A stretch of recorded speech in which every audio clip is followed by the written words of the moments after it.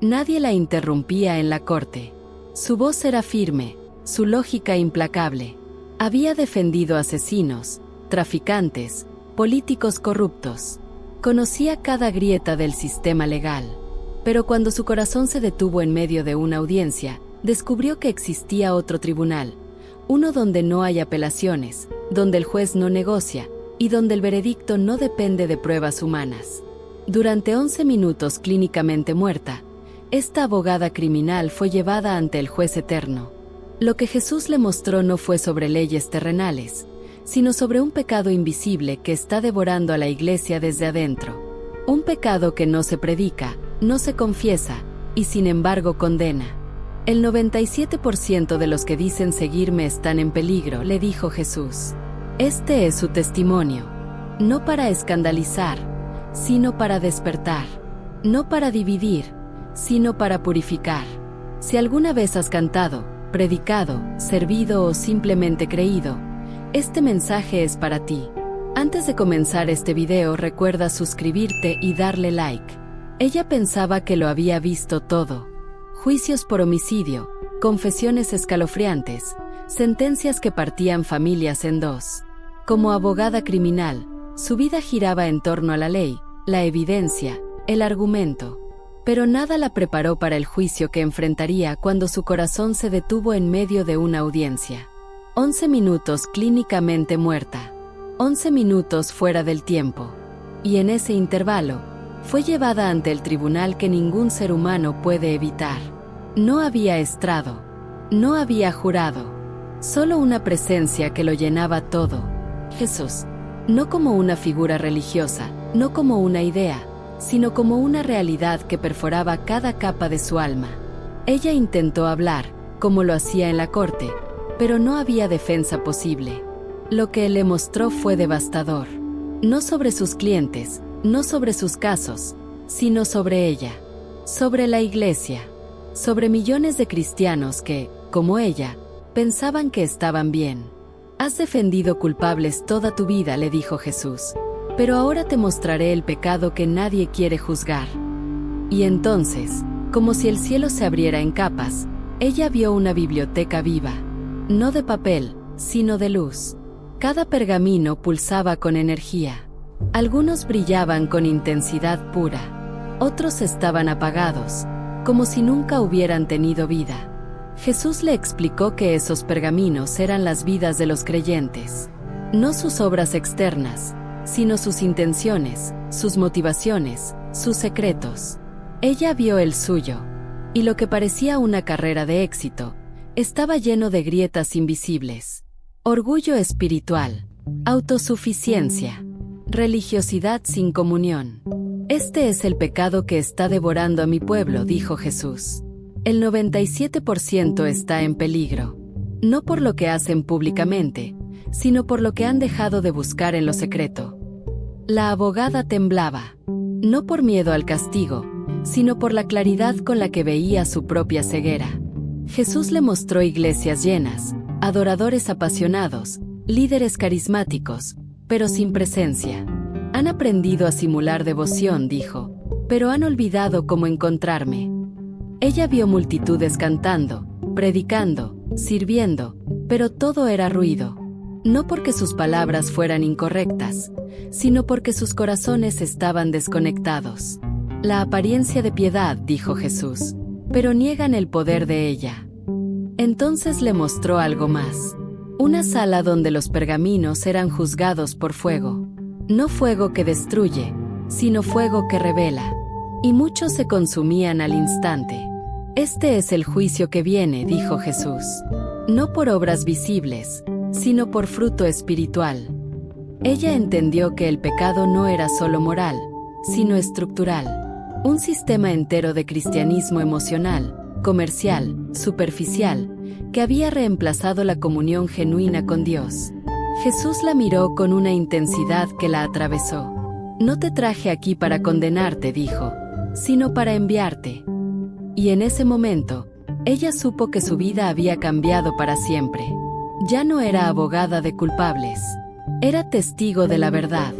Y cuando despertó en la camilla, rodeada de paramédicos, sus primeras palabras fueron: Jesús me mostró algo. Tenemos que hablar sobre nuestra adoración. Ese fue el inicio. El juicio que ningún tribunal humano puede evitar. Y tú, que estás escuchando esta historia, estás ahora en la misma sala. No hay defensa, solo decisión. ¿Seguirás entretenido por lo religioso, o te atreverás a buscar al Dios vivo en espíritu y en verdad? Cuando despertó, su cuerpo aún temblaba. No por el paro cardíaco, sino por lo que había visto. La abogada criminal que había enfrentado los peores pecados humanos ahora cargaba una revelación que la perseguía como un fuego en los huesos. Jesús le había mostrado algo que no podía ignorar, un pecado silencioso, invisible, que estaba devorando a la iglesia desde adentro. No era adulterio, ni robo, ni asesinato. Era algo más sutil, más extendido, más peligroso. Y según Jesús, el 97% de los cristianos estaban atrapados en él. Ella no entendía al principio. ¿Cómo podía ser que tantos estuvieran en peligro sin saberlo? Jesús la llevó de nuevo, en visión, a la biblioteca celestial. Esta vez, los pergaminos no brillaban ni se apagaban. Estaban cubiertos por una niebla espesa, como si algo los hubiera contaminado sin destruirlos. Este es el pecado que no se predica, dijo Jesús. El que se disfraza de devoción, pero nace de autosuficiencia. Entonces lo vio. Congregaciones enteras cantando, orando, sirviendo, pero sin comunión. Personas que sabían cómo parecer espirituales, pero que habían dejado de buscar a Dios en lo secreto. Han aprendido a imitar la presencia, dijo Jesús, pero han olvidado cómo encontrarme. Ella vio líderes que predicaban con pasión, pero que no oraban en intimidad. Vio adoradores que lloraban en público, pero que no se quebrantaban en privado. Vio creyentes que sabían versículos, pero no conocían al autor. Jesús le mostró cómo este pecado se camufla. Se presenta como celo, como servicio, como actividad religiosa. Pero detrás hay corazones que ya no dependen del Espíritu Santo. Este es el pecado de la autosuficiencia espiritual, dijo Jesús. El que dice, yo sé cómo hacerlo, sin preguntarme si estoy presente. Ella vio cómo este pecado había infectado ministerios, adoración, intercesión, incluso evangelismo. Todo se hacía en el nombre de Dios, pero sin el poder de Dios. Entonces Jesús le mostró algo que la quebró. Una iglesia llena de personas adorando con fervor. Las manos levantadas, las voces fuertes. Pero en el mundo espiritual, todo era silencio. No había conexión. No había respuesta. No toda adoración me alcanza, dijo Jesús. No toda oración me conmueve. No toda actividad religiosa me glorifica. Ella vio cómo el cielo permanecía cerrado sobre congregaciones que pensaban que estaban en avivamiento, pero que en realidad estaban entretenidas por emociones y rutinas. Jesús le mostró el fruto de este pecado. Personas que se sentían vacías después de cada servicio, que necesitaban más música, más estímulo, más espectáculo, porque no sabían cómo encontrar a Dios sin intermediarios. Cuando la fe se construye sobre emociones y no sobre comunión, dijo Jesús, se convierte en idolatría disfrazada. Ella vio creyentes que adoraban sus propias sensaciones, no al Dios vivo, que confundían lágrimas con presencia, euforia con santidad. Y entonces Jesús le mostró algo aún más profundo. Este pecado no solo aleja a las personas de Dios, también las hace vulnerables a engaños espirituales. Cuando mi pueblo deja de buscarme en lo secreto, dijo Jesús, comienza a seguir voces que no son mías. Ella vio cómo doctrinas falsas, revelaciones manipuladas y movimientos sin fundamento bíblico se infiltraban en iglesias donde la comunión había sido reemplazada por apariencia. La abogada temblaba, no por miedo, sino por urgencia. ¿Cómo pueden escapar de este pecado?, preguntó. Jesús respondió con una sola palabra: intimidad. No quiero más actividad, dijo. Quiero comunión. Quiero corazones que me busquen cuando nadie los ve. Quiero adoración que nace del quebranto, no del espectáculo. Ella entendió que el llamado no era a hacer más, sino a rendirse más, a volver al lugar secreto, a dejar de depender de fórmulas y volver a depender del Espíritu. Cuando la visión terminó, ella estaba sola en su habitación. Pero algo había cambiado. Ya no podía ver la iglesia como antes. Ya no podía cantar como antes. Ya no podía servir como antes. Porque sabía que el 97% estaba en peligro. Y que el pecado más letal no era el que se ve, sino el que se disfraza de luz. Ella pensaba que lo más impactante ya había pasado. Pero Jesús no había terminado. La llevó de nuevo a la biblioteca celestial, ese lugar donde los pergaminos no eran papel, sino pulsaciones vivas de luz y verdad. Esta vez, la atmósfera era distinta, más solemne, más penetrante. Jesús le mostró una sección donde los pergaminos no estaban apagados ni cubiertos de niebla. Estaban manchados, no con tinta, sino con colores que no pertenecían al cielo. Tonos mundanos, mezclados con destellos sagrados. Era como ver adoración contaminada intentando parecer pura. Estas son las canciones que mi pueblo canta creyendo que me glorifican, dijo Jesús, pero fueron creadas con intenciones que no nacieron en mi espíritu. Ella vio estudios de grabación, compositores cristianos usando fórmulas de la industria secular para producir música de adoración, letras que mencionaban a Dios, pero melodías que nacieron para provocar emociones carnales. Ritmos diseñados para vender, no para sanar. No es solo lo que se dice, explicó Jesús, es el Espíritu que lo sostiene. Entonces le mostró congregaciones enteras cantando con fervor. Las canciones eran populares, pegajosas, emocionantes. Pero en el mundo espiritual, algo no encajaba. Las melodías llevaban una carga que no era santa. Cuando la música nace de ambientes diseñados para excitar la carne, dijo Jesús, esa intención permanece, aunque se le cambien las palabras. Ella vio cómo esas canciones creaban confusión espiritual. Las personas se sentían movidas, pero no transformadas. Lloraban, pero no eran liberadas. Sentían algo, pero no era la presencia de Dios. Jesús le mostró el versículo de Amós donde el Padre dice, «Quita de mí la multitud de tus cantares». Y ella entendió que no era un rechazo a la adoración en sí, sino al ruido disfrazado de santidad. Cuando mi pueblo canta música que fue diseñada para glorificar al hombre, dijo Jesús, aunque digan mi nombre, están adorando otra cosa. Ella vio cómo el cielo se cerraba sobre iglesias que usaban música híbrida, no por falta de talento, sino por falta de discernimiento. Pero lo más devastador vino después. Jesús la llevó a otra sección de la biblioteca.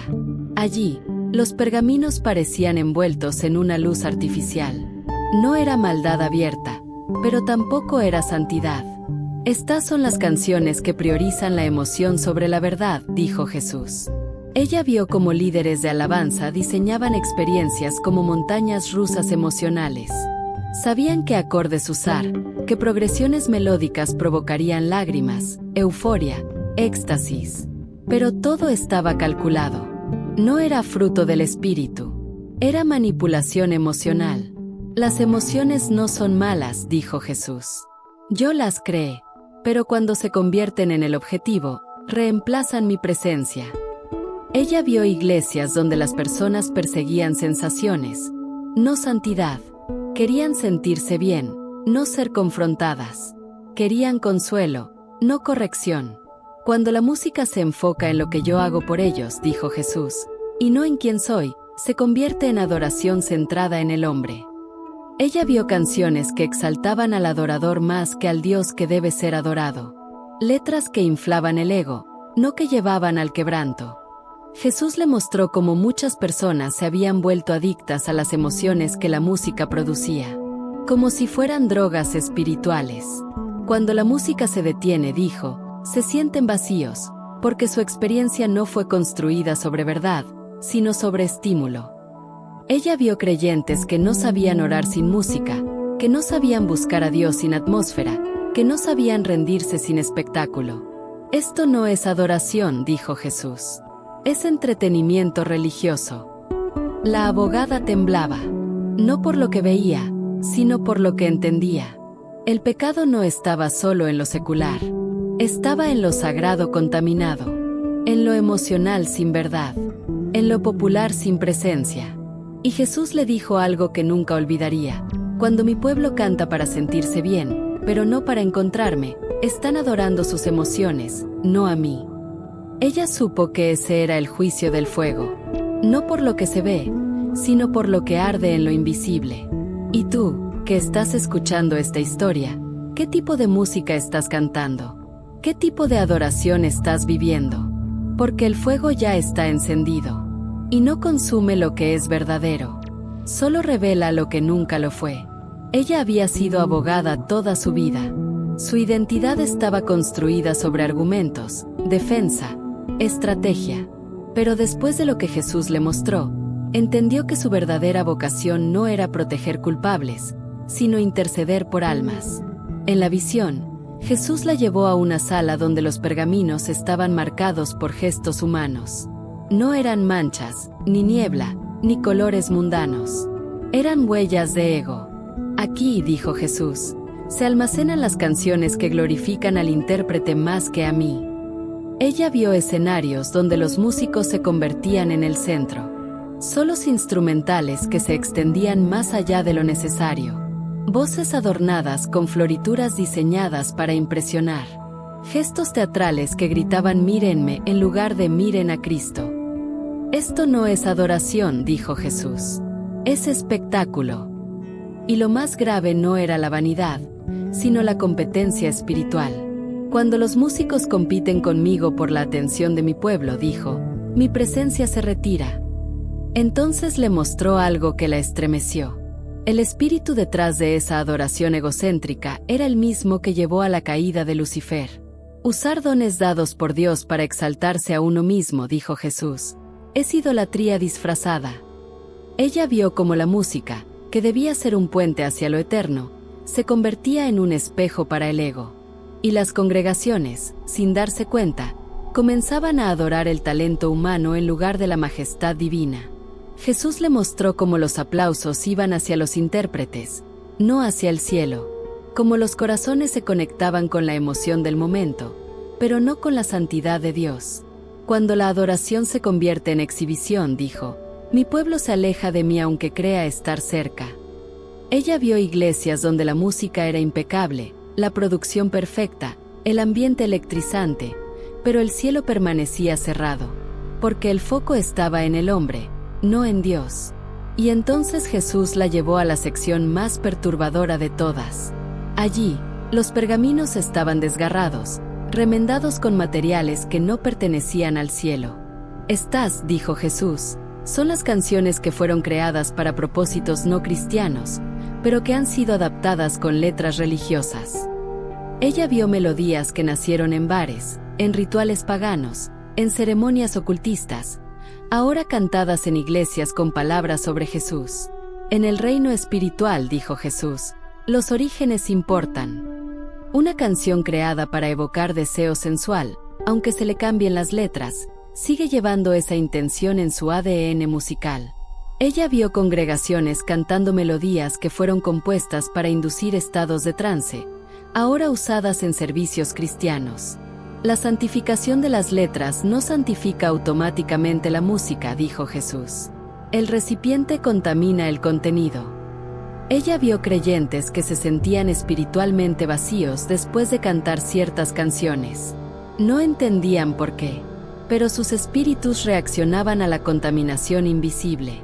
Incluso cuando las letras son bíblicas, dijo Jesús, la música puede estar comunicando un mensaje espiritual contradictorio. Y lo más doloroso fue ver cómo muchas iglesias adoptaban estas melodías porque eran pegajosas, familiares, populares, sin investigar sus orígenes. Jesús le mostró salas de juntas donde ejecutivos discutían cómo crear canciones de adoración que generaran más ganancias, no más presencia. Compositores que recibían inspiración demoníaca disfrazada de creatividad. No todo lo que parece espiritual lo es, dijo Jesús. Por eso mi pueblo debe probar cada canción por su fruto. ¿Trae libertad o esclavitud? ¿Produce hambre por santidad o solo emociones superficiales? Ella entendió que el peligro no estaba solo en el mundo, Estaba dentro de los templos, en las melodías que se cantan sin discernimiento, en los ritmos que excitan la carne mientras mencionan a Cristo, en las canciones que entretienen pero no transforman. Cuando regrese, dijo Jesús, encontraré a mi pueblo adorando en espíritu y en verdad, o entretenido por sustitutos demoníacos. La abogada no podía respirar, no por miedo, sino por urgencia. Sabía que tenía que hablar, que tenía que advertir, que tenía que romper el silencio, porque el juicio no vendrá por lo que se ve, sino por lo que se canta. Y muchos, sin saberlo, están adorando con música que el cielo nunca reconoció. La última visión no fue una escena, fue una comisión. Jesús la llevó al centro de la biblioteca celestial, donde todos los pergaminos de los capítulos anteriores estaban visibles al mismo tiempo. Luz pura, niebla espesa, manchas mundanas, bruma artificial, huellas de ego, desgarraduras espirituales. Todo estaba ahí, como si el cielo le mostrara el mapa completo de la adoración contaminada. Pero esta vez, Jesús no solo señalaba. Esta vez, hablaba con urgencia, con fuego, con autoridad. Isabela dijo, no te traje aquí para que observes, te traje para que hables. Ella sintió que cada palabra perforaba su alma. Mi pueblo está en peligro, no por falta de talento, sino por falta de discernimiento, no por falta de pasión, sino por falta de comunión. Jesús le mostró iglesias que estaban al borde del colapso espiritual, no porque fueran pequeñas, sino porque estaban llenas de ruido sin presencia. Muchos han construido imperios sobre melodías que yo nunca inspiré, dijo. Y cuando tú hables, no todos te recibirán. Ella vio las reacciones antes de que ocurrieran. Pastores que se ofendían, músicos que se burlaban, congregaciones que la llamaban legalista, divisiva, exagerada. Pero también vio algo más. Iglesias que despertaban, líderes que lloraban, adoradores que se rendían. Este mensaje no es para todos, dijo Jesús. Es para los que tienen hambre, para los que han sentido que algo falta, pero no sabían qué era. Jesús le mostró visiones del futuro. Iglesias donde la música era restaurada, donde cada canción era probada por su fruto espiritual, donde la adoración no era espectáculo, sino encuentro. Cuando mi pueblo canta en espíritu y en verdad, dijo, mi presencia habita. Y donde yo habito, hay sanidad, hay liberación, hay transformación. Ella vio milagros ocurriendo durante adoración genuina. Personas liberadas sin que nadie las tocara. Corazones quebrantados sin que nadie predicara. Porque la música era pura. Porque el ambiente era santo. Pero el tiempo se está acabando, dijo Jesús. Y mi pueblo debe aprender a distinguir entre adoración genuina y entretenimiento religioso. Ella vio cómo el enemigo usaba la música falsa como una herramienta sutil, no para atacar desde afuera, sino para infiltrarse desde adentro. Muchos me dirán en aquel día, Señor, Señor, dijo Jesús, pero yo les diré, nunca os conocí. Ella entendió que no se trataba de estilo, ni de instrumentos, ni de volumen. Se trataba de origen, de intención, de fruto. Jesús la miró con una intensidad que la hizo temblar. La elección está en las manos de líderes como tú, dijo. Por eso te estoy enviando de vuelta. Y en ese momento, ella supo que su vida ya no le pertenecía, que su voz ya no era suya, que su historia no era solo testimonio, sino trompeta. Una trompeta que debía sonar, aunque incomodara, aunque doliera, aunque dividiera. Cuando volvió en sí, jadeando en el piso de la iglesia, rodeada por rostros preocupados, solo pudo decir una frase. Jesús me mostró algo sobre nuestra música. Tenemos que hablar. Y desde ese día, no ha dejado de hablar. No ha dejado de advertir. No ha dejado de interceder. Porque sabe que el juicio no vendrá por lo que se canta, sino por lo que se adora. Y tú, que has escuchado esta historia, estás ahora en el mismo umbral. No hay aplausos. No hay luces. Solo una pregunta que arde. ¿Estás adorando en espíritu y en verdad, o entretenido por sustitutos que el cielo nunca reconoció? El tiempo es corto. La música importa. Y el juicio ya comenzó. ¿Por qué nadie me dijo esto antes? Fue lo único que pudo decir cuando despertó en la camilla, rodeada de paramédicos. Desde ese día, dejó de defender culpables y comenzó a interceder por almas. Su toga se convirtió en manto. Su voz, antes usada para argumentar, ahora se alza para advertir. El pecado que Jesús le reveló no se ve en los tribunales, pero sí en los altares. No se castiga con cárcel, pero sí con separación eterna. Y tú, lector, estás ahora en la misma sala donde ella estuvo. No hay jurado. No hay abogado defensor. Solo tú, tu conciencia, y la verdad que acabas de leer. El veredicto no se dicta con palabras. Se revela con vida. ¿Seguirás entretenido por lo religioso, o te atreverás a adorar en espíritu y en verdad? El juicio ya comenzó. Y esta vez, no hay apelación. Como siempre, si les gustó este video, no olviden suscribirse y dejar su like. Nos vemos en el próximo video.